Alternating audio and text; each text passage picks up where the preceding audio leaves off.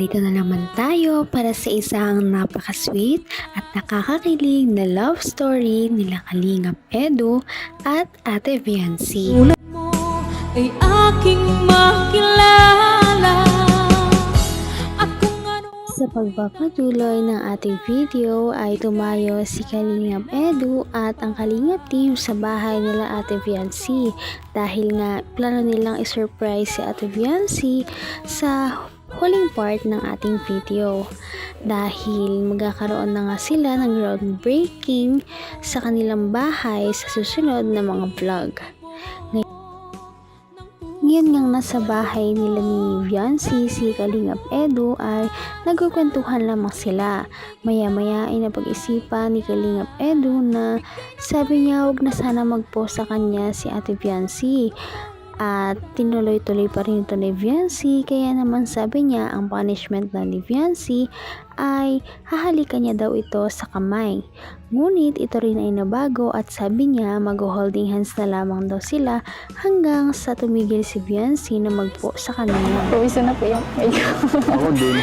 Magas pa yung kamay ko. Hawakan. Okay lang yan. Okay lang, magaspang man ang hindi. Ito. Hulaan na lang kita. Na ano ko eh. Na may natutunan ako dati nung kabataan ko. Yung mga inaano yung sinususugin eh. Yan. Ay grabe. May nabasa ako. May ano daw. May isang taong papasok sa buhay mo. Pogi. Grabe. Saka mahihain. Iba talaga ang mga style at moves ni Kalingap Edu dahil patok na patok ito sa kanyang mga viewers. Talagang kinilig ang mga viewers at talaga nag-trending sila dahil dito. Dahil paano ba naman ito na yata ang pinakamatagal nilang holding hands na on cam. Dahil pinipilit ni Kalingap Edu na wag na mag-post sa kanya si Viancy. Maya-maya ay hinawakan niya na lamang ang kamay ni Viancy at ito ay nag-usap na lamang sila. Nagbiro pa nga si Kalingap Edu na sabi niya ay huhulaan niya na lamang daw si Ate Viancy sa kanyang mga palad. Sabi niya na mayroon daw na lalaking papasok sa kanyang buhay. Ito daw ang nababasa niya sa palad ni Ate Viancy. Bukod dito at ang papasok daw sa kanyang buhay ay nasa harap niya lamang. Kaya naman ito pala ay si Kalingap Edu. Sige na. Sige na. Promise ka muna. Yan. Promise ka. Ano yung kamay mo? Promise po. Sige na. Hindi pwede yan. Hindi pwede yan. Kailangan sabayan mo ako. Sabayan mo ako. Ako. Si Viancy, Batelero, Aisula. Ay nangangakong Ako. mamahalin. Joke lang ay hindi na mangangano po. Hindi na ano po. Kay Habi. Ano na? Tapusin mo ang ano mo, sinumpaan mo. Kaya habi. Bakit ko naman din eh. Sige na.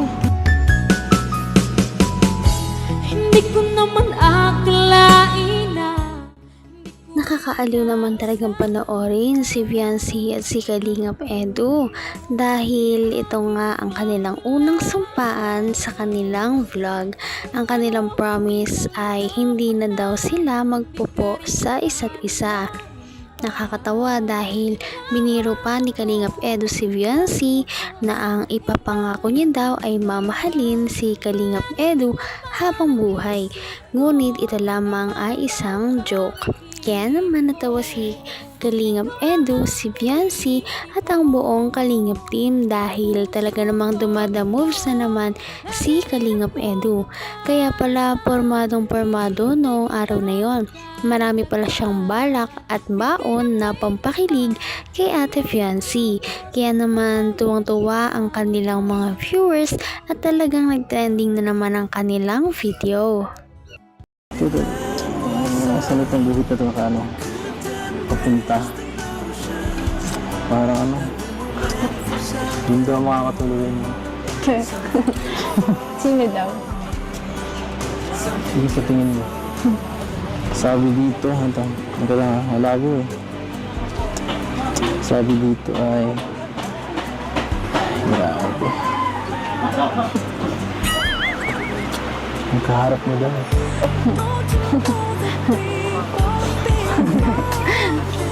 Kailan ba sabi dyan? Wala. Eh, bakit excited ka? Hindi ko ako saniniwala po. Ay, nako. Gusto mo rin eh. Gusto mo malaman talaga, ano?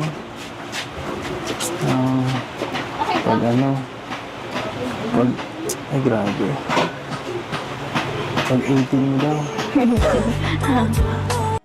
Kinilig talaga ang mga viewers noong humawak na naman si Kalingap Edu sa kamay ni Ate Viancy. Parang ito yata ang excuse niya dahil gusto niya pa yatang mas hawakan ng mas matagalang kamay ni Ate Viancy. Sabi niya ay huhulaan niya daw ang kapalaran ng dalaga. Sabi niya ang lalaki daw na papasok sa kanyang buhay ay magtatagal daw. Parang nagulat nga daw siya sa kanyang nakita at sinabi niya ang lalaking iyon daw ay nasa harap niya. Kaya naman kinilig si Ate Viancy sa mga biro ni Kalingap Edu sa kanya. At ito lamang ay kanyang sinasakyan. Hindi ka talaga maboboring kapag si Kalingap Edu ang iyong kasama. Diba? Tumor ka doon?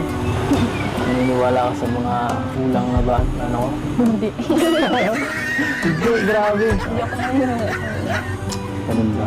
Tayo po yung, Anong tayo? tayo yung gumagawa po ng sa video na. Tsaka si Lloyd. Ano ka? Okay. Sige pa, ayan. Kawawa po yung kamay ko. Kumusta naman ang pagmumotor mo? Hindi pa ako marunong. Hindi ka marunong. Gusto mo turuan kita? Marunong ako sa ganyan. Magaling ako magmotor, magaling ako magbike. Kaya lang, para lang sa information mo. Sabay po muna ako. Sa bike, sakto, magaling ako magbike. 10 years of experience. Kahit walang kamay pa. Kahit dito lang. Maya-maya ay binitawan na nga ni Kalingap Edu ang kamay ni Ate Viancy at pinalagpas niya na ang mga pagbubuo nito. Dahil sabi ni Ate Viancy na sisikapin niya na daw na hindi daw magpo kay Kalingap Edu. Pagkatapos naman nito ay napag-usapan nila ang tungkol sa pagmumotor ni Ate Viancy dahil nakikita daw ito ni Kalingap Edu na parang nagmumotor na daw siya. Sabi naman ni Ate Viancy na hindi pa naman daw talaga siya masyadong marunong magmotor. Sabi niya pa noong nakaraang vlog na mas gamay niya na daw ang tricycle kesa sa motor. Sabi niya pa ay gusto niya rin daw na kumuha ng driver's license para naman marunong na siya at siya na lamang daw ang magmamotor papunta ng kanilang school. Mag-iingat ka. Ako, baka madisgrasya ka kahit hindi ko pa rin talaga sanay, May tanyo kayo. Diyan. Wala, bakit? Yung pawis mo po. Ay, yung pawis mo. Kaya nga eh.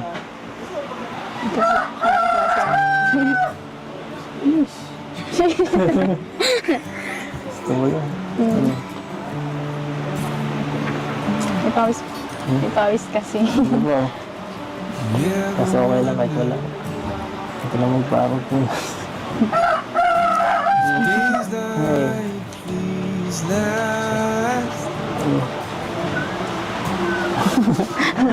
Tingin na yan. Ano nasa isip mo?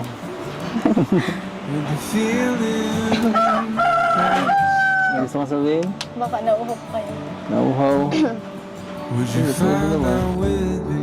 Naku, parang concerned boyfriend talaga si Kalingap Edu para kay Viancy dahil alalang-alala ito dahil hindi nga daw talaga safe kapag ka nagmamotor. Maya-maya ay napansin naman ni Viancy ang pawis ni Kalingap Edu at bilang concern ay gusto niya daw sana na punasan ito. Kaya tinanong niya kung may panyo daw ba si Kalingap Edu. Sabi naman ni Kalingap Edu na wala, kaya naman hindi na nagpatumpik-tumpik pa si Viancy at talagang pinunasan niya na ang mga pawis ni Kalingap Edu gamit ang kanyang kamay. Kaya naman kinilig ang lahat dahil parang finally ay ibinabalik na ni Viancy ang feelings para sa kanya ni Kalingap Edu. At yan ang ating makikita sa mga susunod pa nating mga video. Ngayon'y at Kaya naman, sana ipatuloy natin silang suportahan at mahalin si Viancy, si Kalingap Edu at ang Kalingap team. Yun lamang at maraming salamat sa panonood. Abangan natin kung magkakatuluyan ba talaga si Kalingap Edu at Viancy. Hanggang sa muli. Bye! ngayon'y abot